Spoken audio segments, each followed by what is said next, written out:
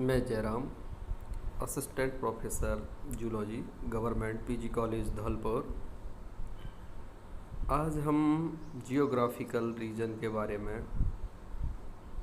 बताने जा रहे हैं। विश्व की बात करते हैं तो विश्व में किस प्रकार से जीव जंतु विभिन्न क्षेत्रों में फैले हुए हैं, इसके बारे में अध्ययन करेंगे। जंतुओं का पृथ्वी पर वितरण किस प्रकार से होता है, इनका जो अध्ययन होता है उसे हम जू जियोग्राफी कहते हैं।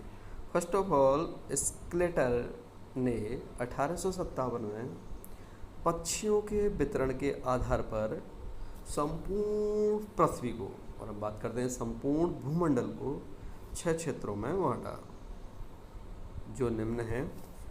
पहली arctic region, Indian region, neo arctic region, neotropical region, Ethiopian region, Australian region. इसके बाद मरे ने 1866 में स्तनधारी प्राणियों के वितरण के आधार पर संपूर्ण भूमंडल को 4 क्षेत्रों में बांटा। पहली arctic reason, Indo African region, American region and Australian reason. बात करते हैं मरे की, तो इन्होंने क्या किया कि जो इंडियन रीजन है एंड इथोपियन रीजन है, इन दोनों को एक साथ रखा और इन्होंने इन दोनों को एक साथ इंडो अफ्रीकन रीजन के रूप में डिफाइन किया, तथा नी आर्कटिक रीजन एंड नियोट्रॉपिकल रीजन दोनों को मिला के इन्होंने अमेरिकन रीजन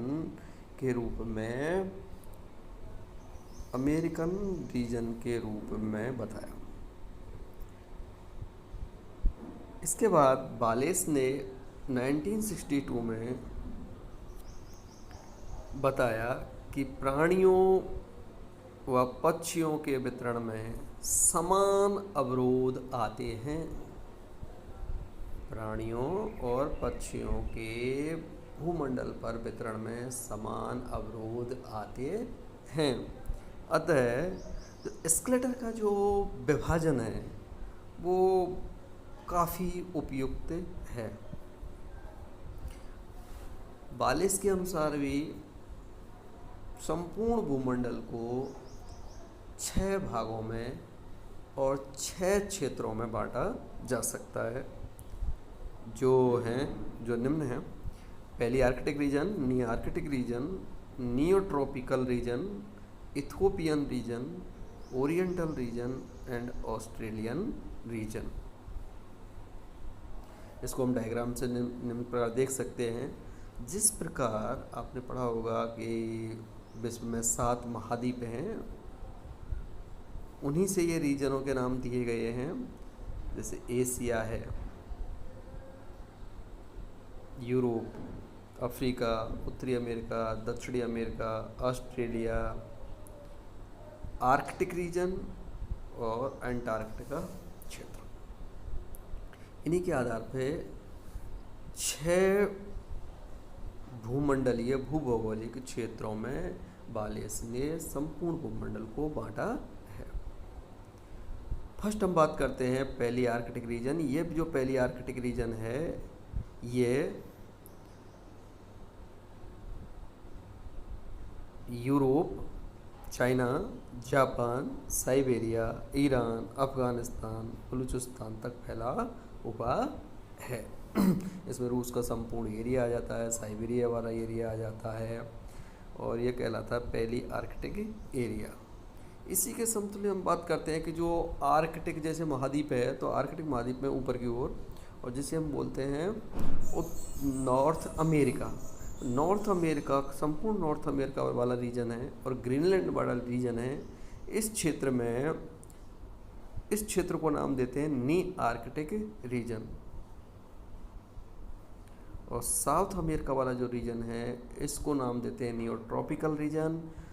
अफ्रीका महाद्वीप वाला जो संपूर्ण रीजन है लगभग उसे हम इथोपियन रीजन के नाम से जानते हैं, जिसमें कि ऑल अफ्रीका है, मेडागास्कर है एंड साउथ का जो अरब है वो इसमें सम्मिलित है। बात करते हैं ओरिएंटल रीजन की। तो जो ओरिएंटल रीजन है इसके अंतर्गत जो भारत है, दक्षिणी पूर्वी चीन सागर जो चीन है वह आता है, भूटान है, सुमात्रा है, श्रीलंका है, जावा है, बोर्नियो द्वीप है, ये सब ओरिएंटल रीजन के अंतर्गत आते हैं। और सबसे अंत में रह जाता है ऑस्ट्रेलियन रीजन, जो कि सबसे सेपरेट है, और इसमें ऑस्ट्रेलिया है, न्यू गिनिया है, तस्मानिया है, ये सब सम्मिलित होते हैं। देन हम बात करते हैं प्रत्येक के अलग अलग क्षेत्र के बारे में, और प्रत्येक क्षेत्र की जियोग्राफिकल लिमिट्स क्या हैं, भौगोलिक सीमाएं क्या हैं, उधर का क्लाइमेट क्या है, उधर का फौना क्या है, और उसके सब रीजन कौन कौन से हैं। इन बिंदुओं के आधार पर प्रत्येक रीजन का विस्तार से अध्ययन करेंगे। तो फर्स्ट हम बात करते हैं पहली आर्कटिक रीजन। बात करते हैं इसकी भी तो जियोग्राफिकल लिमिट्स की और भौगोलिक सीमाओं की कि तो ये कहाँ तक फैला हुआ है। तो बात करते हैं हम पहली आर्कटिक रीजन की, तो ये लार्जेस्ट रीजन है, सबसे बड़ा रीजन, जिसमें यूरोप, चाइना, जापान, अफ्रीका, उत्तरी सहारा, साइबेरिया, ईरान, अफगानिस्तान, बलूचिस्तान आदि सम्मिलित हैं। हिमालय पर्वत काफ़ी चर्चित रहा है। हिमालय पर्वत जिसकी सबसे ऊंची चोटी भी है, 8,848 किलोमीटर लंबी है। तो ये हिमालय जो पर्वत है इसे ओरिएंटल रीजन से पृथक करता है, तथा सहारा का जो मरुस्थल है इसे इथोपियन रीजन से पृथक करता है। क्लाइमेट के बारे में बात करते हैं इस रीजन के की, तो इसमें जो जलवायु है, जलवायु में यहाँ पे बहुत अधिक विविधता पाई जाती है। उत्तर में शीत प्रदेश जिसे टुंड्रा प्रदेश कहते हैं वो स्थित है, तथा दक्षिण में सघन वन पाए जाते हैं। तापमान में भी बहुत अधिक भिन्नता है, उत्तर से दक्षिण की ओर चलते हैं तो तापमान में बहुत अधिक विविधता पाई जाती है। अब यहाँ के जंतुजात के बारे में बात करते हैं। तो पहली आर्कटिक रीजन का जो जंतुजात है वो नी आर्कटिक रीजन से बहुत अधिक समानता दर्शाता है।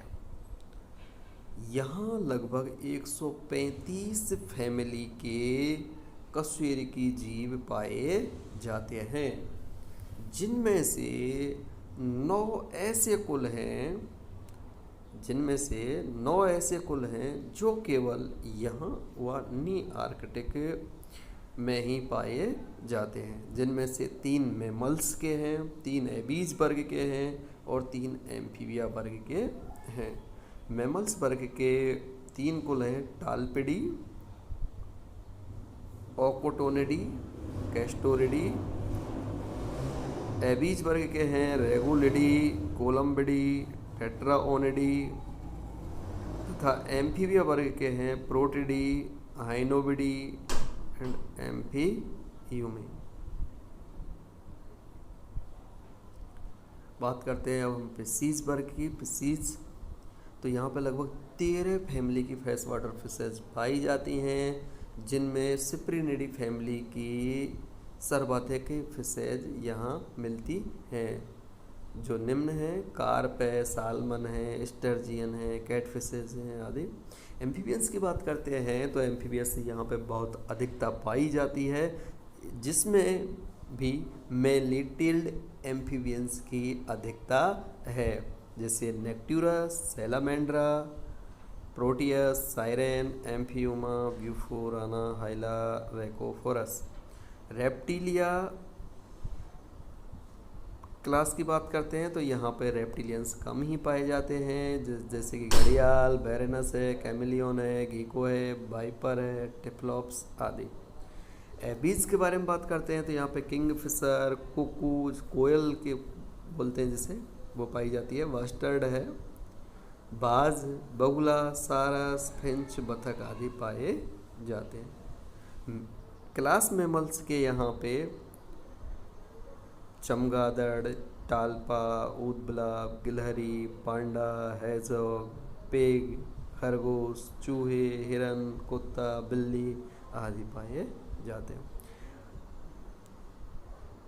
पहली आर्कटिक रीजन को 4 सब रीजन में बांटा गया है। 4 सब रीजन में बांटा गया है। European region, Mediterranean, Siberian and Manchurian. European में उत्तरी व मध्य यूरोप, कॉकेसस पर्वत आदि को सम्मिलित किया गया है।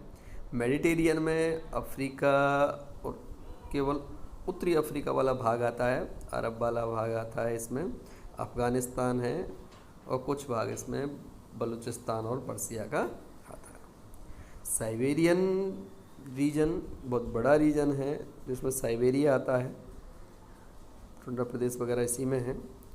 और मंचूरियन की बात करते हैं तो इसमें मंगोलिया है, मंचूरिया है, जापान है और कोरिया आदि सम्मिलित हैं।